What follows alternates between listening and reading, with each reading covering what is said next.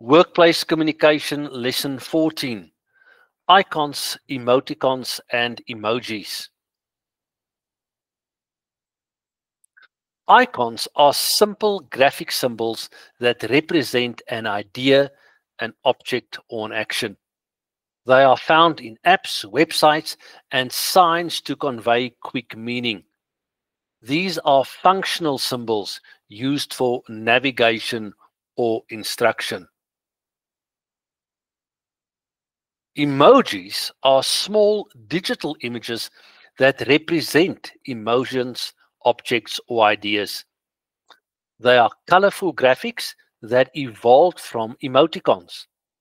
They are commonly used in social media messaging to add emotion or visual context.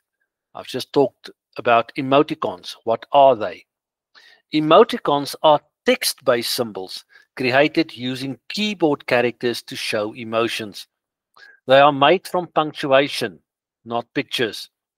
They were used in early digital communication to express feelings, in this case, happy, sad, and winking. The principle: make sure that you know the meaning of an emoji before you use it in a message. Different audiences might interpret it completely differently.